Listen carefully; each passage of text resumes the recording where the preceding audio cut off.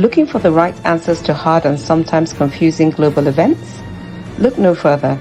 SSM's team brings unique perspectives from across the globe. Our in-depth independent reporting is to make you better understand the world as we evolve.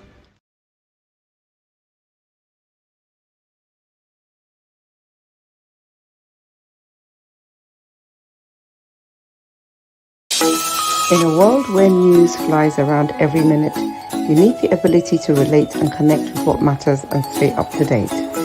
Schengen Story Media News Echoes program is Africans in Diaspora and at Home's leading English news network, one of the most trusted, respected sources for news updates on current affairs as they affect global Africa.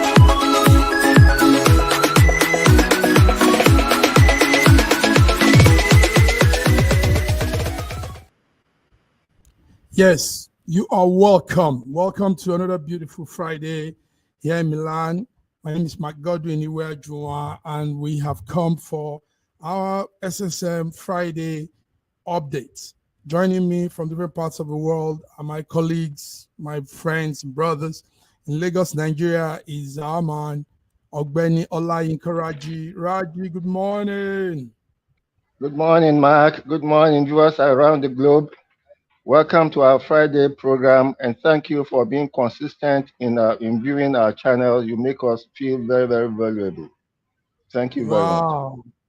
Wow, that's a beautiful thing to say this morning, Raji, to our viewers. Yes. You're welcome. Yes. So how is it from your end? How is Nigeria, Lagos today, Africa today? I know you shuttle between two sides, Ghana, Nigeria. So how is it in Africa today? Well, Nigeria is cool. We are still buying fuel at 900 naira to 1,000 naira a liter. And the government has said that it's giving foodstuff sellers 1 month to crash the prices now. I hope they will start with PMS. 1 month. Yes, to crash prices. That's a long time to survive.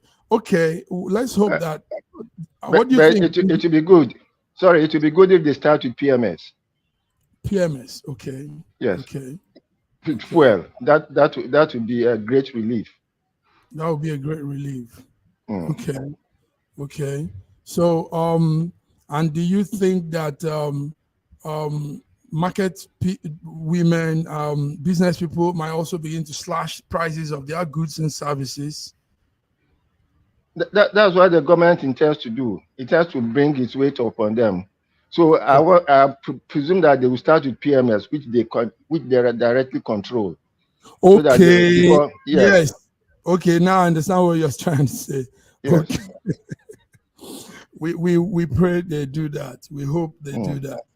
Okay, Raji, you're welcome. So viewers, you are tuned into our News Echoes World Affairs today, Friday, 30th of August.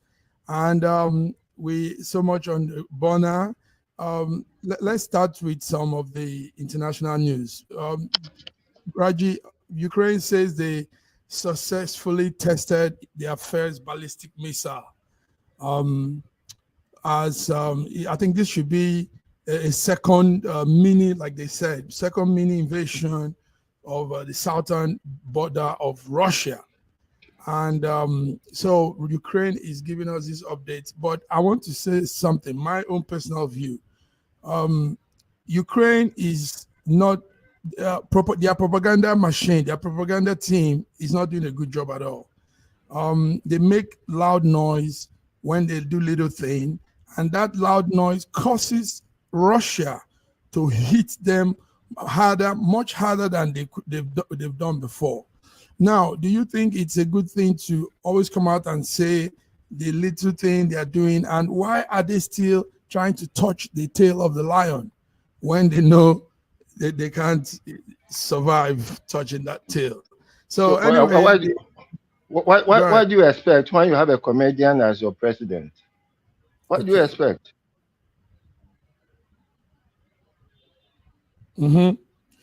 Yeah, so I don't expect anything more.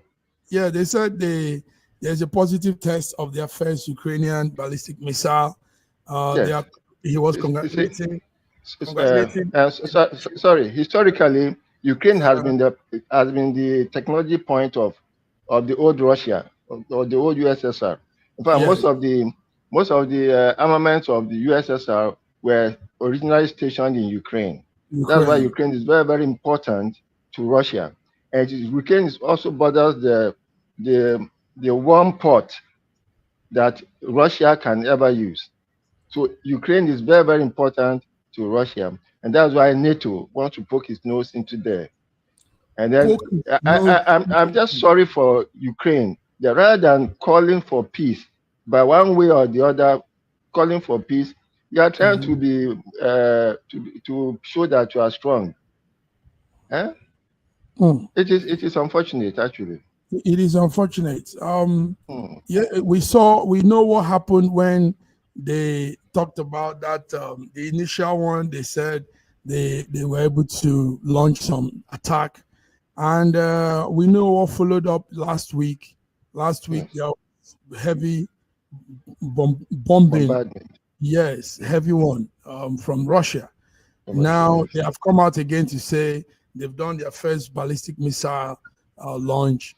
And they are also saying that the research center, they are not opening up to anybody to know, but that the research center of their ballistic missile structure is well aligned, is ready to take more launch and all that. So all this for me is just rambling, rosing, just exaggerating and saying off-key, because when Russia comes double stronger, double times the weight, and it's not helping them. Now, EU, NATO, and all of these, America, they just keep pushing these little people, these small people, to the mouth of a lion every day.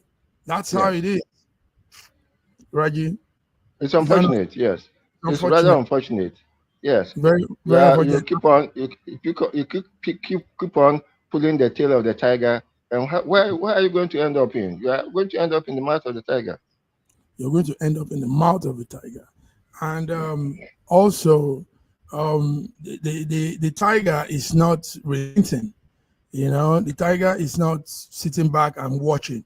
Now, this announcement yesterday of them successfully launching a ballistic missile invention, it's now going to aggravate the tiger again, and the tiger will come. Maybe next week we might hear another heavy bomb somewhere in Ukraine. So I don't know, whoever is behind the policy, whoever is also, whatever media team he has, propaganda team, they are not doing a good job at all. That's what I would say. Personally, I don't think the Ukrainian propaganda team are doing a good job. They shouldn't be talking. They shouldn't be exaggerating. They shouldn't be aggravating the opponent with their media arrangements. That's what I think. So do you have any final word on this, Raji? No, I've said it before. When you have a comedian as your president, everything seems to be like a joke. This is the time when they should be thinking about, look, after the war, what will happen? We are going to have to reconstruct. Let us stop further wastage of our resources. Let us stop further wastage of our resources. Resources that will be used for other better things will be used for And yes, that's an aimless, a clueless way of governance. The art of war teaches you that before you go to war, because you are going to deploy resources, man, human, and machinery, make sure that you have won the war before you start it. And when you have won the war before you start the war, the next step will be negotiation. The next step will be negotiation. It will be negotiation, because every war, all wars end up at a negotiation table. So why don't you bridge it and then go straight to the negotiation table instead of going to war and wasting resources? Go straight to the negotiation table instead of going to war. Nice. And wasting. Peacemaker you are. The Bible says Blessed are the peacemakers. I think he says they shall be called the sons and daughters of The children God. of God, yes. Children of God. So that's Yes. what you are. United Nations is supposed to be a peacemaking organization. United Nations was formed to make peace, bring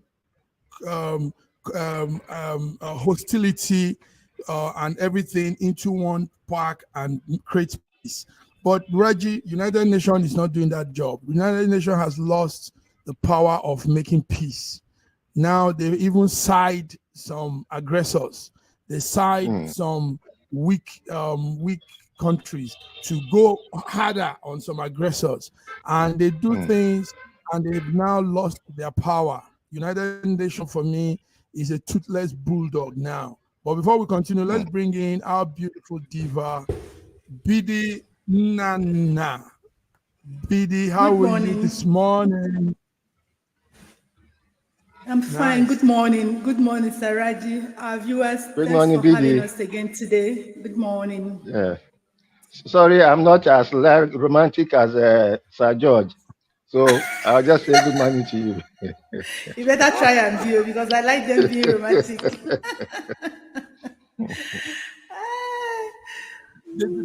This one that you said even is more romantic. That you said this is more romantic. Thank you, Raji.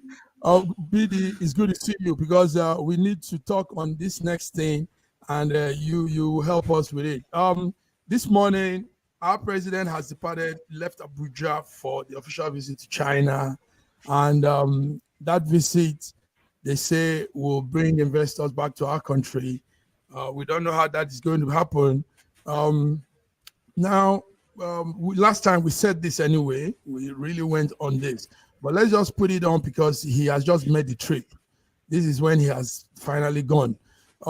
When we make these trips, do we truly bring results to the citizens, to people, ordinary people?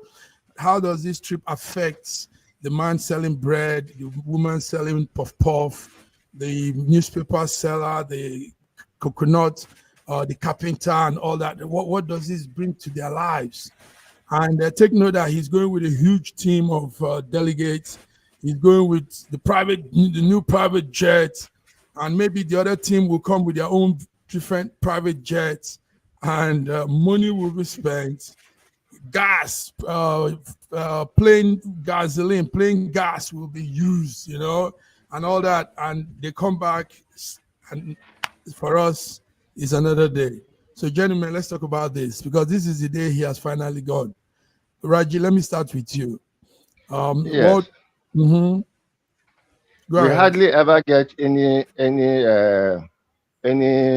feedback from all these junkets.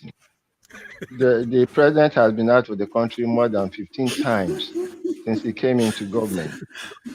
What feedback have we gotten from all these junkets? Nothing. I hope. And why does he have to go to China for anything? Why don't we sit down and live within our means and use the resources that we have to make the best of our situation? What are you looking for in China? What are we looking for in China? Well, but he's gone. BD, Yes. That's it. We thought when we all speak against it, everybody says, what are you going to do in China? What are you going? We thought the presidency might just consider and say, okay, let me sit back and let me step back from this whole plan because of the truth. You think they listen to you? You think Exactly, they listen to you? They listen, but they don't follow. They don't act. Yes. Okay. Okay. They hear you, but they don't hearken to you. They don't hearken. Yes. The word is that they hear us, but they don't listen to us. Because hearing is a different thing from listening. When you listen to someone, you take out something from that. But when you know that somebody is talking, but you don't even know what the person is saying. So I think that's what they do to us. They hear us, but they don't listen to us. Yes, he left Nigeria. He left Nigeria yesterday. That's the 29th of August to China, and he'll be doing a leftover at United Emirates.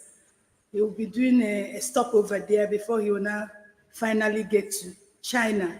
And he said that he will be at Beijing to have a meeting to discuss about business and Africa. Now, my question is this: is he actually going as ECOWAS chairman, or is going as Nigerian president? Because he's actually going for two things.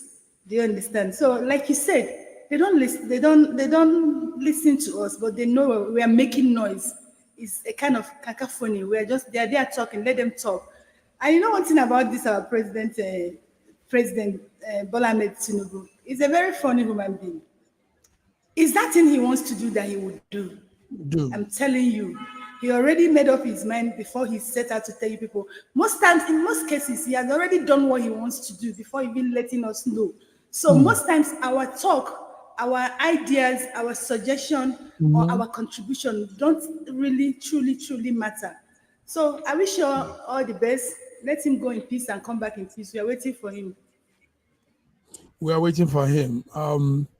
Let's see. Yes, the good of the country is our good too, and it's we all want good results, but sadly, nothing has gone well so far in most of what they do, their policies.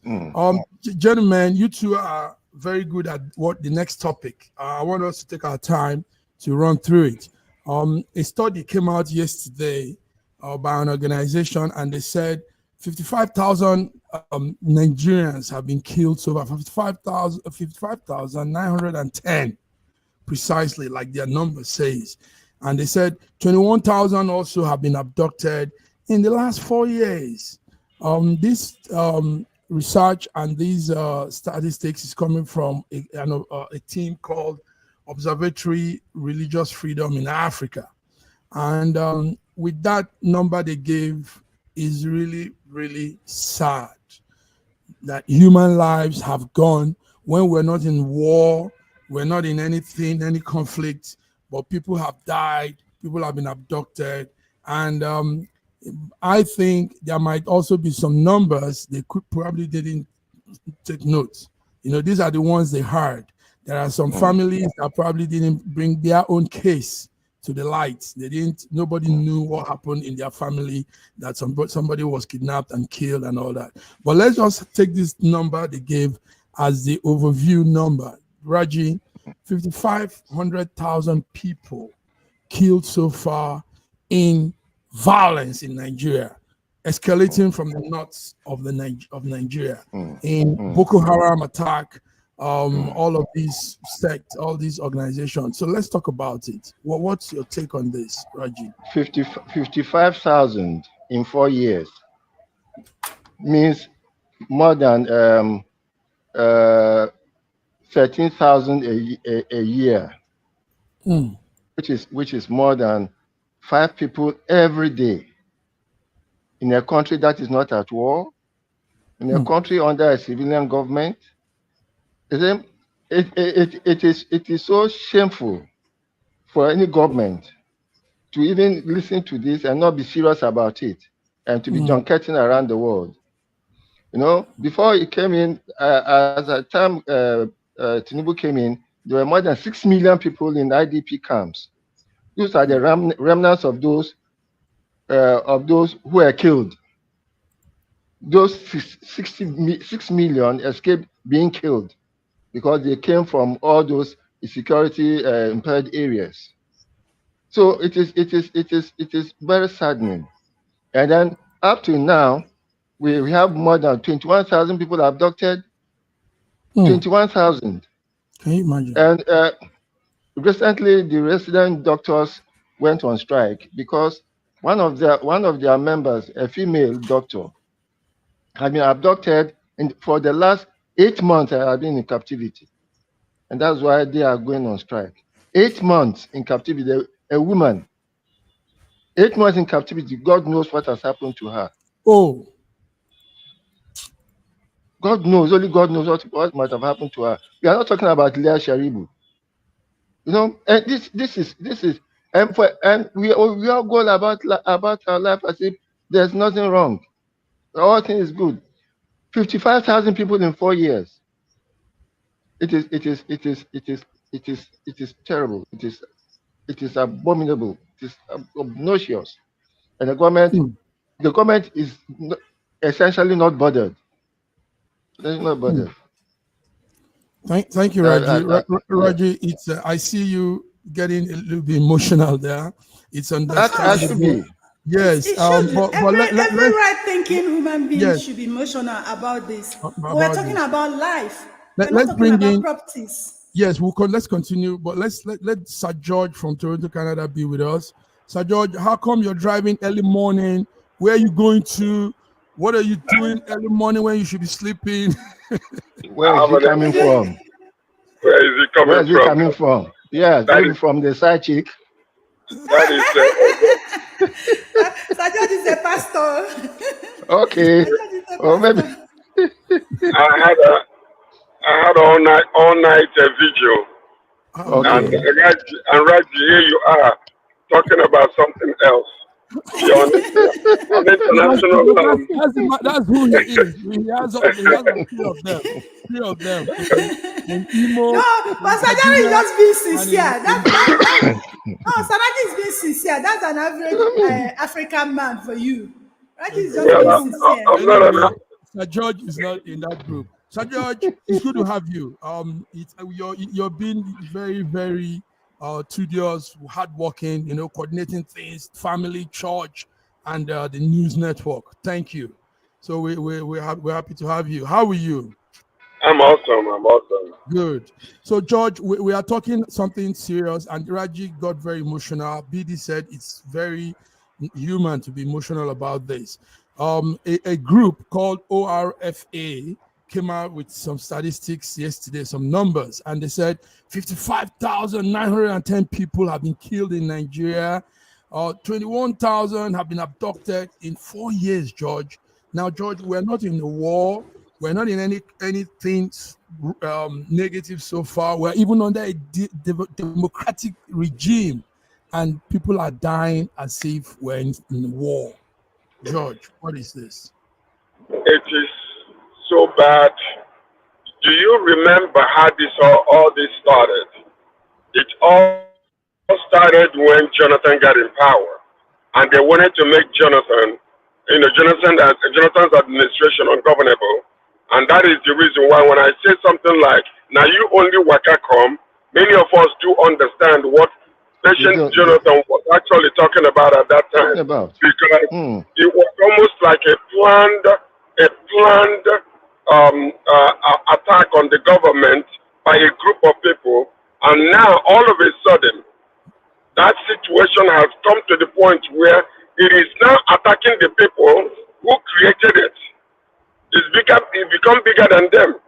But you see, this is something when you talk about government and being serious about administration and governing.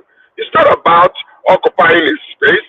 It's not about, saying, oh, well, it's my turn, Buhari's turn, Asuwaju's turn. What are you going to do when you get into that office? What is it that ought to be done to stop this particular insurgency? Because I can guarantee you that if they are serious, they will be able to stop this. But simply because the people that are doing this are part and parcel of the whole governing body in certain sections of our country, that's why it's continuing.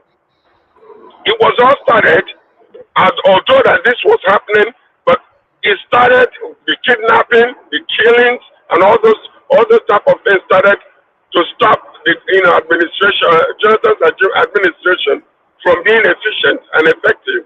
So here we are today. The situation is bigger than us. It's bigger than us that we want it because we want it to be.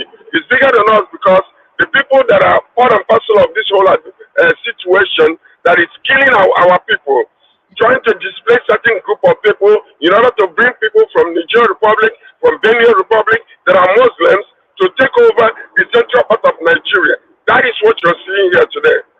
So, it's very, despicable and deplorable. I don't know what to say about this. Is this bigger than Asiwaju? That's what I'm asking. Is this whole thing bigger than Asiwaju? We have a military in Nigeria, a military department in Nigeria. Every now and again, they will do a little bit of incursion over this situation. Is it bigger than them? Are you telling me that if Cameroon comes against Nigeria tomorrow and want to fight us, that we cannot defend ourselves? Is that what you're saying? Absolutely. Okay, thank you, George. Strong words, George. Femi Oke, it's good to see Femi Oke. Femi Oke is with us. Femi is presently in Nigeria, but he's here to tell us something good, development he's seeing. So maybe he'll also add to the topic on ground. Femi, you're welcome. Lovely to be here. Good. Femi, first of all, before we ask you the question, tell us, how was it getting to Nigeria? I saw an op-ed you wrote, an editorial piece, and you sound really positive. Tell us what it is. What's that? Well, yeah, I'm glad to be here. I'm glad to be back home in my mother's land and my fatherland, Nigeria. We hail thee. Yeah, my trip has been good. The airport has been good. I've been traveling around in Lagos, and I also took the train from Lagos to Ibadan. From Ibadan, I took the road through Erua and Igbora to Abeokuta, through that whole area. And yeah, I've been seeing a lot. And also went from Lagos to Abeokuta with the old road. So things are not as things are actually developing a lot. There's a lot of development on that axis. A lot of new companies. You see tremendous acceleration in business and enterprises that happen along that corridor. So when you read social media, all you read is negative scaremongering and doom merchants telling you that everything is disastrous in Nigeria. Actually, when we're on ground, I'm happy to say it's not as they say. So not to say that there's no bad things and people aren't suffering. A lot of people are saying that they would cope with the hardship of economic hardship if only basic infrastructure was in place. You know, I've been around. The roads in many places are just ridiculous and shameful. Lack of water, lack of social amenities. Those are the main issues. So if the road network was okay, if there was electricity everywhere, you know, then people wouldn't may be able to bear the suffering. And of course, if those at the top were showing that they're cutting their coat according to their size as well, then people might be able to accept these sufferings and the hardship that's happening right now. But in general, Nigeria is hopeful. It's positive. And also I went to my farm. I have a farm in Ogun State, and I went there for the first time. And lo and behold, I have neighbors, and my neighbors were the Fulani herdsmen that we hear about that are supposedly killing all the farmers. Nothing can be further from the truth. I've seen so many farms. I've met so many farmers, and I ask every time I go to them, are the herders stopping you from farming? They're not telling me that at all. So, all this stuff we read on social media is one thing. When you get down to the, grassroots, and I was there. So I'm, not far from what's that place where we had the problems in Oyo State, near where Sunday Igbo comes from, Igbarakwa. It's not far from Igbora, and it will, so it's not like I wasn't there. I was there.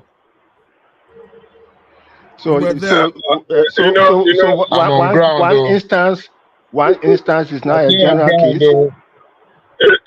One instance. I've been going up and down. Listen. Samak, I thought we were talking about the 55,000 people who have been killed in the last 2 years. So let's get to that. Let's get to that subject, please. Okay, Femi, we want you to tell us about. We want you to relate your stay in Nigeria with what we're saying. Statistics came out yesterday. An organization said 500,000 people have died so far. 55,000. Yes, 910. Adoption 21,000. And so we just broke it down. From what period to what period? Yes, 4 years now. Since 2019, till now. And that number is scary. George has said it. Raji spoke. Raji even had some emotional undertone. it's sad that we're not in war and people are dying as if Nigeria is fighting with Ukraine, Russia.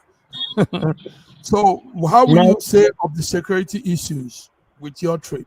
So look, criminality will always be there. In every country, there's criminality. If you start adding up the number of hundreds of thousands of people killed by gun crime in America, you'll understand that it's not exclusive to Nigeria. But at the end of the day, we're a developing country. Things are going to happen. Agitation everywhere, insurgency everywhere, all sorts of manner of criminality. You know, to be honest with you, I've seen police all over the place, but they can't be in every nook and cranny. You understand? When I was on my journey, at every point, we're meeting police checkpoints. I can't count the number that we've met. You understand? They're trying their best within difficult circumstances. But of course, lawlessness happens in the hinterland. Lawlessness happens in the cities. But by and large, as I said, I've not had these negative experiences, and I've been speaking to people on ground. You know, it is what it is. I can't account for why we as Nigerians like to kill ourselves, because technically it's Nigerians that are killing ourselves. With the war in Ukraine and Russia, they are completely different people killing themselves. You know, we are actually killing ourselves, and we're not in civil war. You know. Mm-hmm. Okay, thank you, Femi. George, you were going to say something to respond to Femi. What Femi is saying is that it's so amazing how Femi will come from London to Nigeria in a few days and then still have this partisan political positive twist, while the people that are living there are telling you otherwise, and everything else is we are blaming the social media, we are blaming everything else. The bottom line to it is this: things are happening in our country, and we don't like it. So we can, I know you're coming from a cup being half full or half empty, type of positive twist, which is good. Maybe that can, spread across the whole entire place. But the problem we are having today, I know that everybody will want to blame Asiwaju, government and all that kind of stuff, but it did not start with him. I know one of the things that I kept saying it, and I will continue to say it. He was set up. He was set up. The man was set up, and up until now, he's doing the best he can, but his best is not good enough. Simple, because there are some things that he could be doing up until now to show that he feels the pain of the people. To come and say, "Oh, social media say people are hungry and people are not hungry," that is just an excuse. It doesn't matter, because people are hungry. And you've seen it on the street, you've seen it all over Nigeria, you've seen it from the east to the west to the north to the south. So there is no excuses for that. We cannot blame Asiwaju completely for this. There was 8 years of APC under Buhari, so he was the chairman of the party too. So now, what we need to do is to get down, take the problem one by one and begin to solve it, especially this insurgency. They give the people the necessities of life. Right now, it's about food insecurity. What are we doing to solve that problem? Giving cups of rice to the 250 population or whoever the percentage that is hungry is not going to solve this problem. It is only, bandaging the wound. We need permanent solution to our problem in Nigeria. And that's what we're asking. It's not about, presidential jets are being seized by Chinese people, which is another subject we need to continue to deal with. And then all of a sudden, immediately that happened, you went to France to see if you can bring the presidential jets back. You didn't. Now you're going to China itself. Now these are resources of Nigeria that are supposed to be used for the welfare of the people, but you are using it to go and bring your presidential jet back. And then you attach all kinds of excuses, the reason why you're traveling. China, we don't need Chinese business. China is already in Nigeria. All we need to do is they're already dealing with us. Look at what happened in Ogun State, where Femi was talking about. Look at what is happening. So now, while we are going there to sign contracts with them, to do business with China, we better be thinking about what is happening to other countries like Bangladesh. China have taken over their infrastructures. Part of much of their revenues are going to pay China back. Okay. If we don't have any money to do these things, let's not get Chinese people involved. Let's get our own people involved. Let's train them so that they can be the ones that can be working locally, creating jobs in Nigeria, instead of going outside of the country to go and bring these people. They are dangerous. The next thing you're going to see, if you're not able to do anything with China or pay them back, they will bring their police force into Nigeria and begin to take care of us. So we need to be very careful. I don't think Asiwaji is going to China for business. He's going there to make sure that the jet that they seized is coming back. That's what I believe. But we're twisting it. Thank you, George. Thank you, George. I still want to add one sentence. Let us live within our means. Let us not get ourselves into the infrastructure trap that is being set all over Africa. Let us not get ourselves into a debt trap. Let's get ourselves out of the debt trap, and let us not get ourselves into that infrastructure trap. Okay. Let's live within our means. Thank you, guys. Okay, let's go on a small break. Viewers, you're tuning to SSM Friday World Affairs. We'll be back. Thank you, guys. Thank you. In a world where news flies around every minute, you need the ability to relate and connect with what matters and stay up to date. Schengen Story Media News Echoes program is Africans in Diaspora and at Home's leading English news network, one of the most trusted, respected sources for news updates on current affairs as they affect global Africa.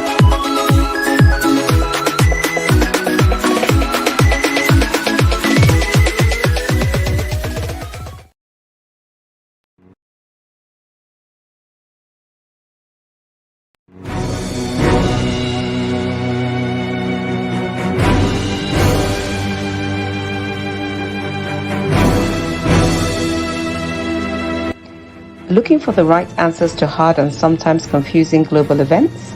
Look no further. SSM's team brings unique perspectives from across the globe. Our in-depth independent reporting is to make you better understand the world as we evolve.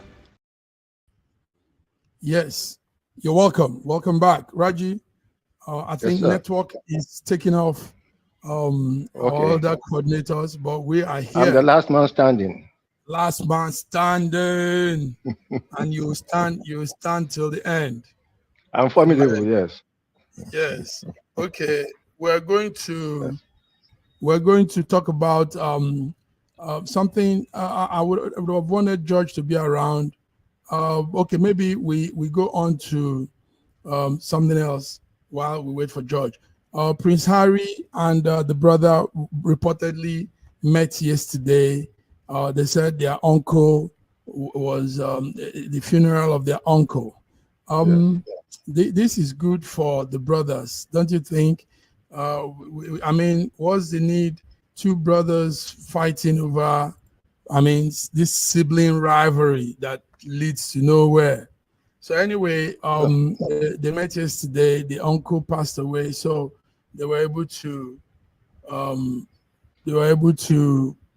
meet together and lay their uncle to rest. How do you see this? But they are still bickering against each other. They are bickering. You see, ever since the other guy, the redhead, married married that Megan. In fact, there have been so much friction between the whole family and him, and he renounced his was it peerage or whatever, and he's essentially disowned as a member of the family. Yeah. So I don't know. As a matter of fact, you see, all these things don't bother me. I have more important things to worry about than bickering between children of Diana. Yes.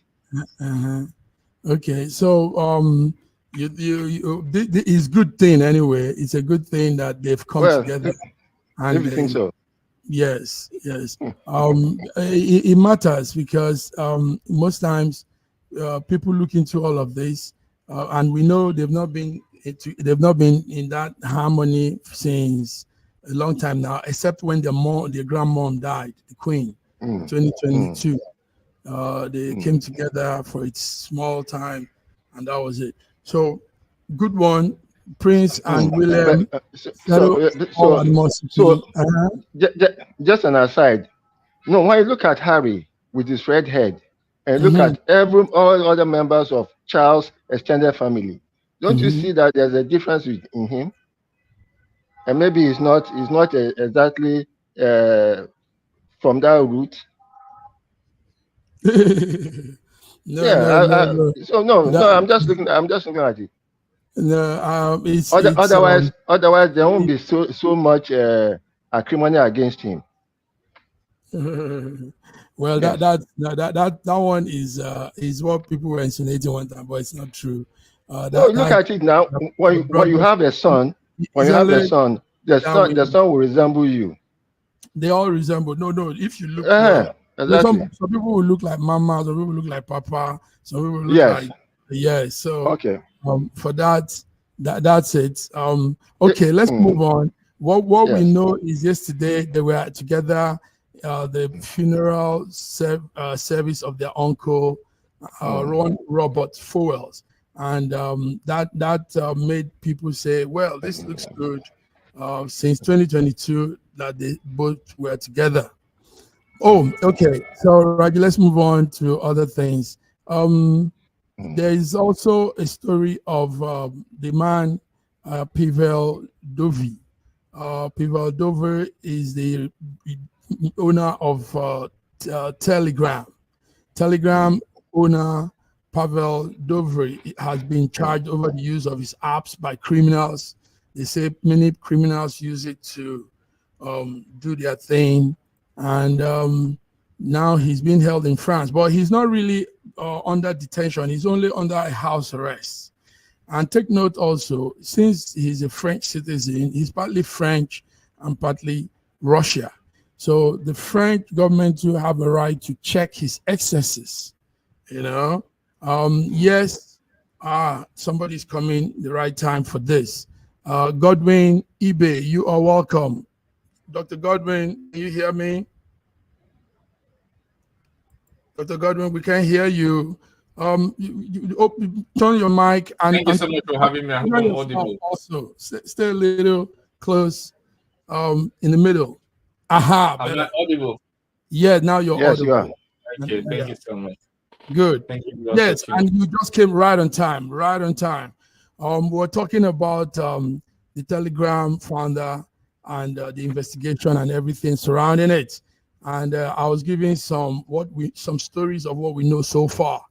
Russia is also coming in now to say that they should. Russia is adding its voice to that allegations on the man. But France is holding him because he's also partly a French citizen. He's partly French and he's partly Russian. So France has a right to check excesses of its citizens. And that's what they're doing. Telegram has become a strong criminal app. A lot of criminal acts are being passed through there.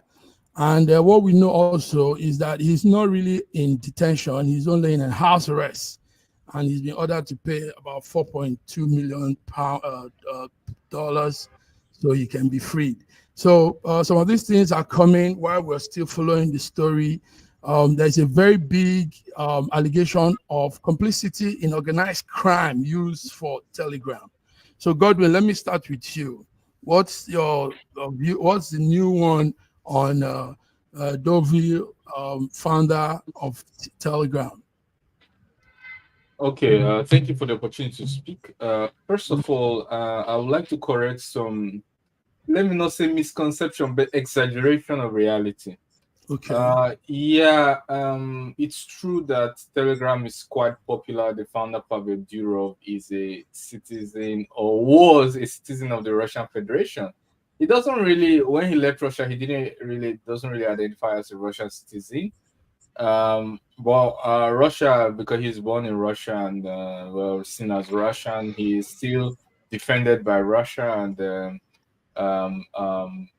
seen as a Russian. Let me put it that way. So Russia is actually going out of its way to defend somebody who was born on its soil, even though the person may not be holding a Russian passport. Compare that to people like Julian Assange, Edward Snowden, who still hold their country's passport, but their diplomatic missions are scared or are not very forthcoming with consular assistance. It's as deep as different as the mountain and the deep blue sea. Also, it's quite hypocritical because his arrest, in the sense that Pavel Durov is the owner of a platform. He gives a lot of people voices. He cannot be held criminally responsible for what people do on the platform, apart from the usual management, top management, and censorship of criminal activities that are brought to their attention. Remember, Pavel Durov, in his interview with Tucker Carlson, said he has a staff of just 30 people. He sees no reason for overhead. A staff of just 30 people controlling 2 billion or more than 2 billion people in the world. I think it's for something that is freemium, which you can of course pay for premium packages and all that thing, but it's basically run free. And obviously, in such kind of deals, the user data is the real commodity. But he's able to provide that for free for 2 billion people with a staff of just 30 people. Of course, he cannot be held. His staff cannot be held responsible for what 2 billion people do on the platform. It's hypocritical. And even if we go by that standard, why is Mark Zuckerberg free? Why is Elon Musk free? Why was Jack Dorsey, who was operating Twitter for a while, why was he never arrested? So this just goes to show how people weaponize this control of, or weaponize so-called allegations of criminal activity to censor and police free speech. And when they believe they do not have enough control over a platform, they would look for all sort of fictitious political claims. Recall that he has been asked publicly by some officials to provide backdoors into Telegram platform, which he vehemently refused. So we can see the political incentive for these actions. Thank you very much. So Raji and George has come back again. George, you're welcome. Thank you. Good. Welcome, Sir George. Yes. George, we are deliberating on the Telegram founder and the allegations on him and everything. But before Raji comes in, let me say this. Godwin, he's a French citizen. Listen to this. French citizen. And Dubai. And Dubai, not Russia. He's partly Dubai, yes, partly, but more French. He has a French passport. And he has a Dubai passport as well. It is on that base that the French people are holding on to him. But take note, like I said, it's not an arrest. It's a house. He's presently in a house he chose to stay, and they have guards around him. But it was degraded. Let's just follow the timeline. He was arrested, not house arrest, and then finally he was degraded to house. Yes. He was arrested at the airport and brought to a house arrest. This is what I have. He's still under arrest. As long as he's not able to move freely, he's under arrest. Okay. Of a truth. So we shouldn't share meat with our teeth. Let's say it straight as it is. Okay. Of a truth, he is his platform, Telegram, we see the picture there. We all know Telegram has faltered. It is not a small case against him. The FBI have case on him, and now you call all these other names. Listen to this. There is what you call automated devices that can make an owner of an app know who is using it for notorious activities. Facebook has never had notorious activities on it. No. It has. Facebook, it has. No. Facebook would have listened. It is one thing to have people doing. It's one thing to use. Mark Zuckerberg was accused by the House of Representatives. He was accused. Yes. Sorry. Let me say this to you, gentlemen, and to our viewers. I'm a programmer. I write source code. So when we talk, we don't just talk because we're talking. I also am in the field. Now, Facebook has not had the level. You see, the Telegram is used for high advanced crime. One, Like high fraud. Two, like pedophile and child abuse content. So on Facebook. Yeah. So on Twitter. No. Twitter won't allow sport. Let's come to George. Let's come to Raji and George. Raji, let's I have it here. I have All right. articles here actually. Let let's hear from Raji. Yeah. Raji, go ahead. He was accused of criminal case, Mark Zuckerberg. Yeah.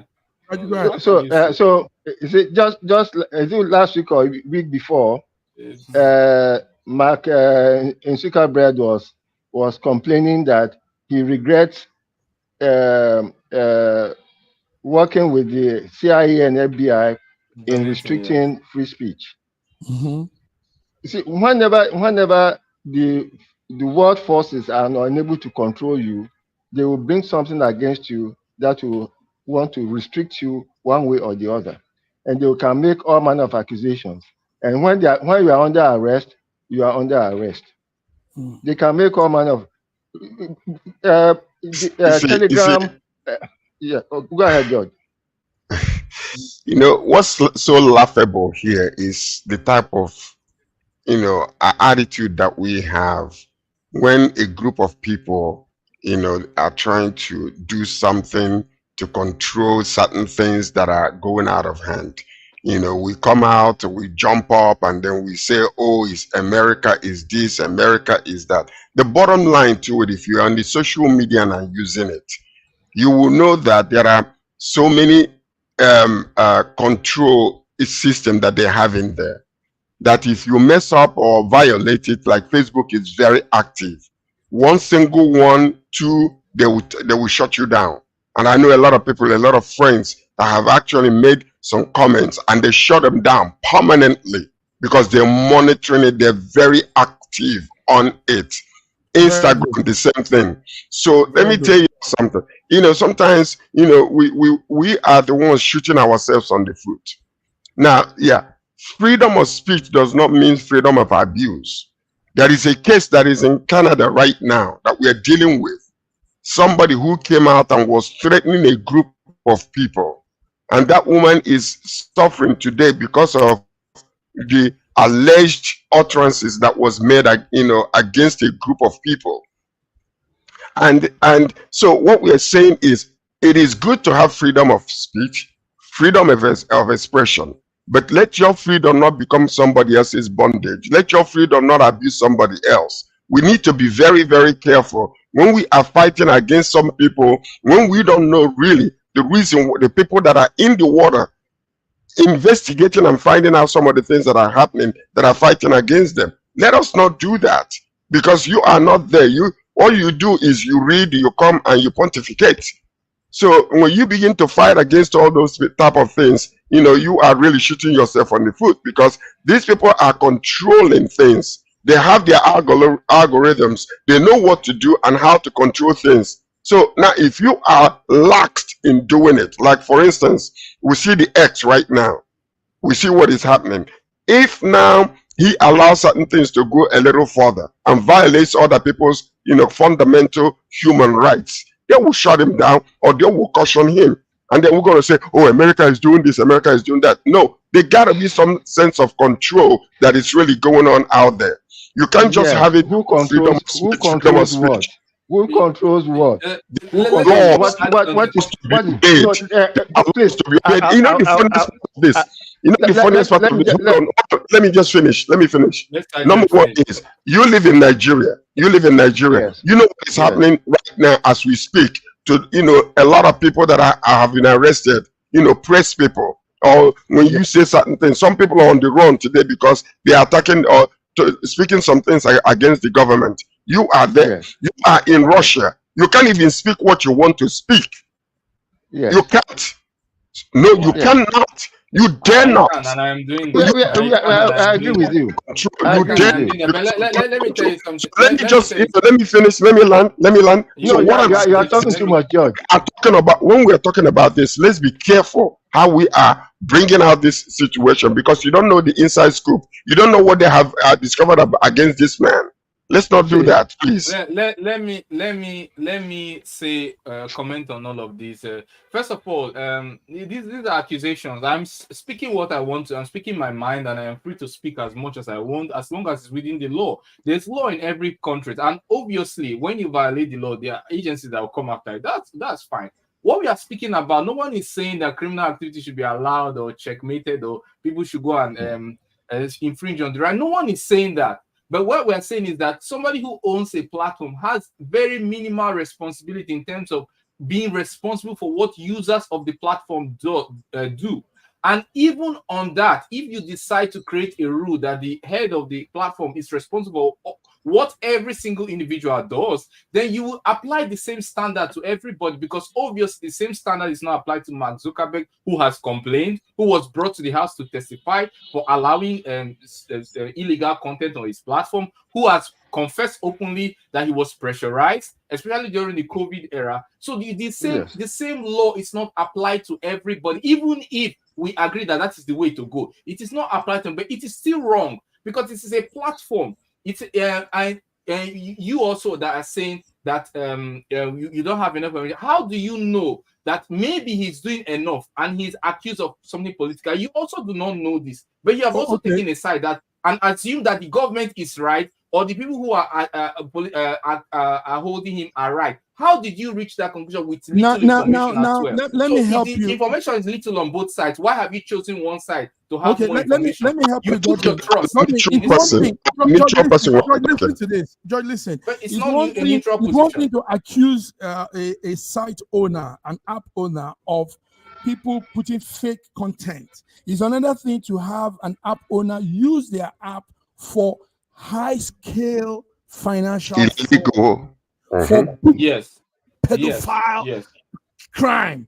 They are using Telegram to show little kids being raped, animals being raped. You can't do that on Facebook. You can only come and put Pavel didn't do that. Pavel didn't do that. Let me help you. And he's not even accused of doing that. The content he's accused of allowing, not policing. He's not accused of doing that. It's a different thing. People, the man People Druvo should know that if he's articulate enough as a programmer, there are automated machines that can make you know what is going in your blog. But there are. I know so many people who are blocked from Telegram. I know so many people who are blocked from Telegram for insults. I know some of them. How do you ship money across continents with this app, and this man doesn't know about it? So that's why they think he's part of it. He will not know. Cryptocurrency. What is the problem? Cryptocurrency. How is Russia concentrated all around the world? No. The financial system does not allow it. I'll bring you. Swift doesn't allow that. I'll bring you the files. You've not seen the allegation file. See, the point is, my Godwin. You see what you're seeing here. When you are on the left, nothing on the right is ever right. When you're on the right, nothing on the left is ever right. And that is what we are. But when you are in the middle, you can be able to, lean to the right and lean to the left. The point is this. Right. It's wrong. So which side are you on? Are you in the middle? Because you are not in the middle. You are left. You are far left. Zuckerberg has been called many times, and openly. It's not secretly, openly interrogated, not by the government, but by both houses, over situations and allegations. So don't tell me that the government, where this one has gone too far. Maybe he's gone too far. It's an allegation. Yeah, maybe, yes. He was not held under house arrest. He was not arrested. Because it's an allegation. It's an alleged crime. George, they are different things. Different standard, different things. He was not arrested. Criminal cases were not brought against him. He was not placed under house arrest or any form of arrest or detention. These are different levels of accusation or what do I call it, prosecution, let me put it this way. Okay, And then okay, his standard is not applied. okay. Let's do a little I'm neutral as well. I'm just as neutral. Let's do a little I'm not right, I'm not left. Let's do a little of our Nigerian news. We can't be saying too much of this if our own house is also still burning. Nigerian agency called NITCOM reveals the identity of a Canadian-based woman, George. This woman actually came out and made a threat. She said she's going to kill Southwesterners and the people of Edo State in Nigeria because they are against her own people from the Southeast. Now, it's getting out of control, but we know it's still social media jive, social media for anxiety. But there should be control. George, you're in Canada. Tell us, what's this news about the woman was seeing her face on the screen? The news came out a few days ago, where the woman was, I think it was on Instagram, having a conversation with a bunch of people. So there was a part of it that came out where she was threatening and saying that she would kill. It's alleged that she said so. The allegation is that it is her voice, that she's the one that is threatening Edo and Yoruba people, that she will poison them and all that kind of stuff. So the police is handling that situation right now. But the fact was that once that thing came out, they were able now to write to Abike Dabari, who, without any investigation of any kind, came out and condemned it. And it is condemnable if she did so. It is a condemnable thing. You are not supposed to. And this is another thing that we need to really talk about. When you are in a country, you cannot just take laws into your own hands. And I'm saying this generally. To threaten anybody or to push somebody or put your hands on anybody, especially in Canada, is against the law. You cannot do that. So now the question is whether it's an allegation because, they have a video of her saying these things. Whether it's her or not, we don't know, because it's already gone to that place where the police is handling it and doing the investigation right now. And then the Nigerian government is pressuring Canada to do some things, but it doesn't work that way, because there has to be investigation. They have to go through it and make sure that the law takes its course until she is found guilty and then maybe punishable under the law. So that's what is happening right here. But this is a special warning to everybody. When you are in a country, it doesn't matter. Emotional outburst does not matter. That I get upset and push you can land me in jail. There are laws and we must obey the laws. And this accusation against this woman, if it is true, is condemnable. It should be, there is no tolerance for such nonsense to be threatening anybody. It is against the law, if it is true. Thank you, George. Godwin, I know you had the news too. Abike Dabiri, the chairperson of NITCOM, came out and said they've identified the woman. How do you see this from your end as a man that leads Nigerians in Russia as a whole and not a section of Nigeria? How do you see this news? Well, I'm not sure how exactly it concerns NITCOM directly. Well, obviously, it's interested in the welfare of Nigerians, but it's not it hasn't got to the scale of involving NITCOM, in my opinion. But it's good to see her involvement. I obviously think it's condemnable, and if it's true, and she's bound by local laws, as Sir George has rightly said. But it's what I expected NITCOM to chair Honorable Abike Dabiri to lay back a bit until we get to the root of the matter, because currently it's an allegation. Allegations can be thrown left, right, center at any point in time, especially for political reasons, as you see in a very politically divided world and maybe even tribal connotations. So I would say we can condemn the principle of hate speech as a principle, but I think condemning her is still early. Let it be proven beyond doubt before we. Well, thank you. Okay.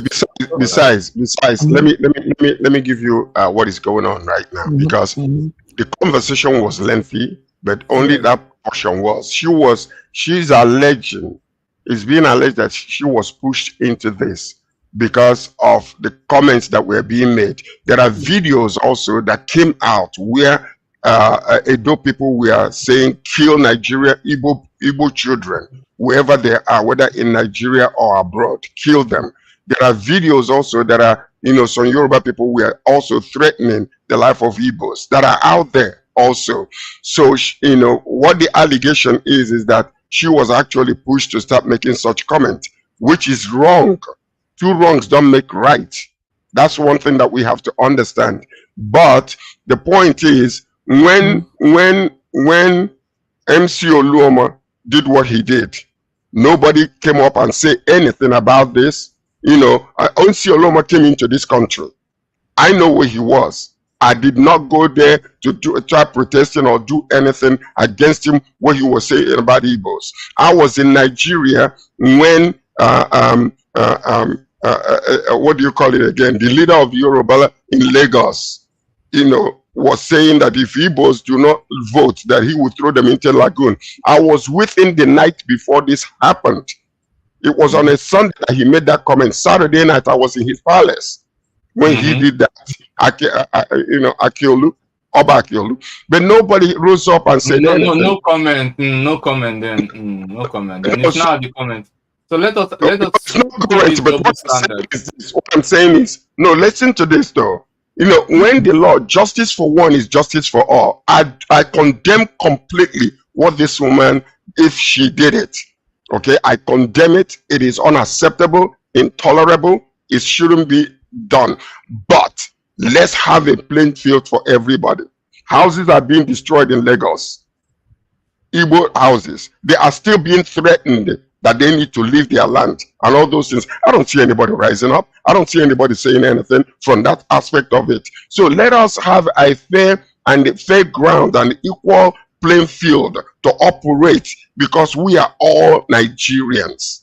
Whether we are in Russia, in England, in anywhere we are all the same people. So we should have the same law that applies to everybody. When some people would do certain things, houses were being destroyed in Lagos. A man came up and said, if we don't have any protection, the government is not offering us any protection against our businesses being burnt down, maybe we can call IPOB to come and help us. The following day, he was arrested. Up until today, we don't know what happened to him. So what I'm saying, unfairness in Nigeria should not be, not because Asiwaju is the government, the president. Therefore, anything that concerns Yoruba people, they rise up and do some things. When Igbos are being maligned and destroyed, nobody says anything. Let's have a fair ground to operate in that country if we are going to go forward. That's all I'm saying. Yes, and I wouldn't go further to add that I take issue with the statement "justice for one is justice for all." It's not. I don't believe in that. Justice for one cannot be justice for all if it's applied to only one person and the other people are left to be unjust. Justice for every can only be the thing that can be justice for all. Until that justice is felt by everybody, there cannot be peace, there cannot be progress. So let us share that justice around. Not only when it comes, we are motivated to speak out when it's one, but in the others we are all silent as lambs. So let us we condemn the principle. Don't personalize it, but if you must personalize it, then let the personalization go around to everyone who is involved. Good one. Thank you, gentlemen. Gentlemen, we need to pull the plug, but let's give this interesting news. Far away in Norway. Norway has a princess that is marrying a black dude, and somehow a voodoo man is a chief priest. You know what you would call chief priest in Africa. And but the wedding, it took some time for the people of Norway, the Norwegians, to accept, but they just have to. So the wedding starts today and will last till Sunday. There will be hundreds of guests arriving at the town of Arsland in Western Norway. They will meet and greet with the king, the prince to be. They will also go around some launch boat ride witness some beautiful mountains and waterfalls. Then on Saturday, tomorrow, they'll tie the knots, the couple. So that's the couple there, Norway princess and her black husband to be. This is the first time they're having this I think in the whole of Europe. Godwin, what do you know about Europe and black monarchy? Is there black monarchy? Godwin, do you know? Must monarchy have colors? But I mean, coming in. It's a black man. Must monarchy have colors? What do you know? Okay, It's good the man to see. is a herbal healer. He's not a voodoo priest. He's a herbal healer. That's what they call it. I will call them chief priests or whatever. Let me complete. Okay. Go ahead. Okay. Okay. It's commendable Mhm. to Norway. And I'm saying it despite the fact that Norway has not the best of relationship right now with Russia, but all the same, it's commendable, very commendable, because it shows that the level of integration. Sorry, I'll come back.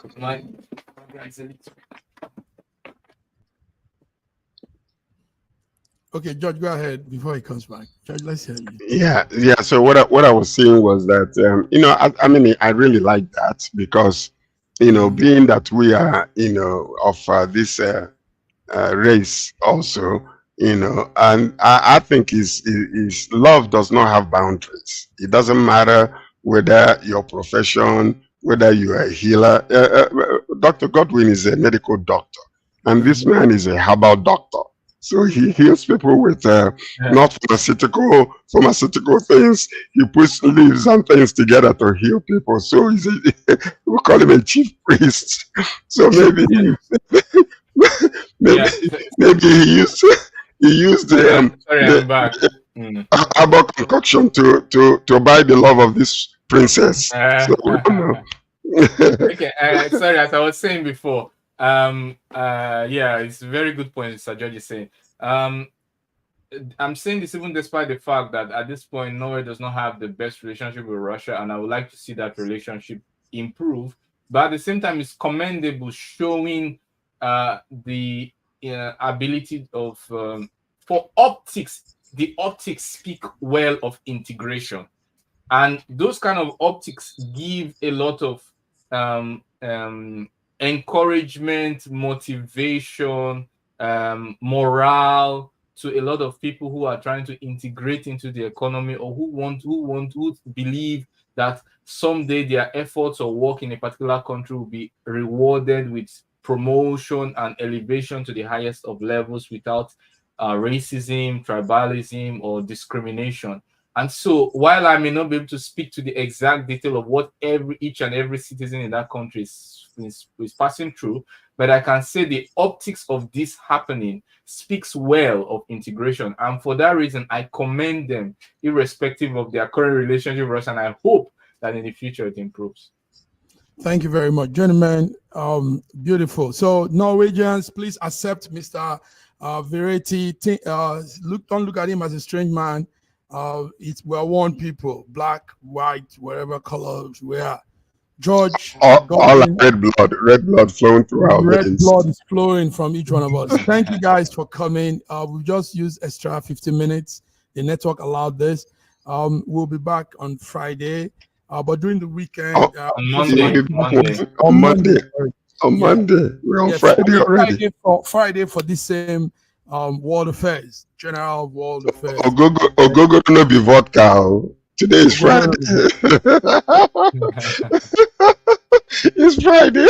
It's Friday. Yes. See you all. Thank you all for coming. Have a beautiful weekend. God bless you. Bye-bye. Thank you, George. Thank you. Welcome.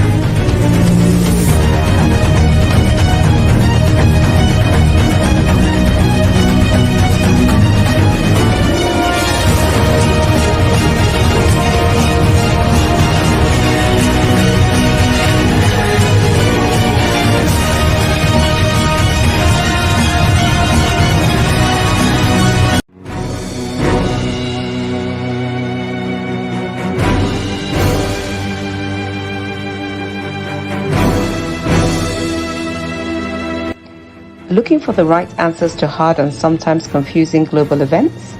Look no further. SSM's team brings unique perspectives from across the globe. Our in-depth independent reporting is to make you better understand the world as we evolve.